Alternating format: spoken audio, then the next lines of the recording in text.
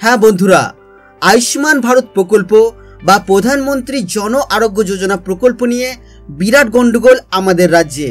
তাই যদি আপনি আয়ুষ্মান ভারত প্রকল্প বা জন আরোগ্য যোজনা প্রকল্পের এই চিঠি পেয়ে থাকেন তাহলে অবশ্যই ভিডিওটি দেখে নিন। আমরা দেখে নেব কি বললেন আমাদের রাজ্যের মুখ্যমন্ত্রী জন আরোগ্য যোজনা প্রকল্প নিয়ে বা আয়ুষ্মান ভারত প্রকল্প নিয়ে।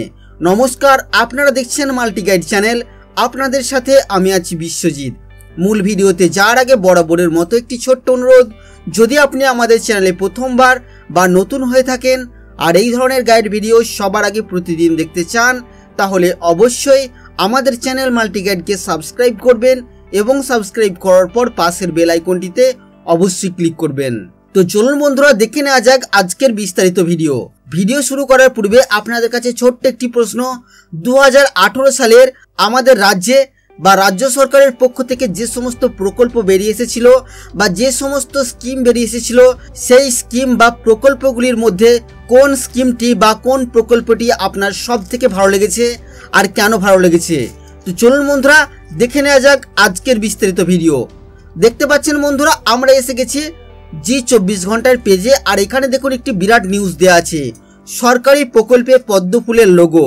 আয়ুষ্মান ভারত প্রকল্পের টাকা দেবে না রাজ্য। আয়ুষ্মান ভারত প্রকল্পের 40% অংশীদার রাজ্যের। তারপরেও প্রকল্পকে নিজেদের বলে প্রচার করছে বিজেপি। বাড়ি বাড়ি পাঠানো হচ্ছে লোগো লাগানো চিঠি।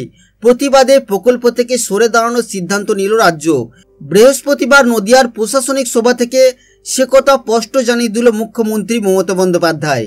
নদিয়ার সভা থেকে মুখ্যমন্ত্রী অভিযোগ করেন, সরকারি প্রকল্পে লাগানো হচ্ছে পদ্ম ফুলের লোগো, চলছে বিজেপির প্রচার। মুখ্যমন্ত্রী বলেন, আমরা আয়ুষ্মান প্রকল্পে যোগ দেব না। আজ এই কথাটা স্পষ্ট করে দিতে চাই, ভারত সরকারের প্রতীকের পরিবর্তে কেন পদ্ম ফুলের ছবি সহ প্রধানমন্ত্রীর মুখ রয়েছে লেটার হেডে। তিনি বলেন, বলে রাখি, আয়ুষ্মান প্রকল্পের 40% রাজ্যের অংশীদারি। ওই প্রকল্প নিজেদের বলে প্রচার চালাচ্ছে বিজেপি। যদি এমনটাই হয় তবে কেন আমরা আয়ুষ্মান ভারতে অবদান রাখতে যাব? এরপরেই তিনি স্পষ্ট জানিয়ে দেন, এই প্রকল্পের জন্য রাজ্য সরকার 40% টাকা দেবে না। কেন্দ্রীয় সরকার যদি প্রকল্পটি চালাতে চায় তবে তাদের পুরো টাকাই দিতে হবে। তো বন্ধুরা, দেখতে পেলেন এমনই কিছু গন্ডগোল চলছে আয়ুষ্মান ভারত প্রকল্প নিয়ে বা প্রধানমন্ত্রী জন আরোগ্য যোজনা প্রকল্প নিয়ে। বন্ধুরা, এই বিষয় নিয়ে আপনাদের কি মতামত? আপনার মূল্যবান মতামতটি ভিডিওর কমেন্ট বক্সে অবশ্যই লিখে জানাবেন। ভিডিও ভালো লাগলে লাইক করবেন, বন্ধুদের সাথে অবশ্যই ভিডিওটি শেয়ার করবেন।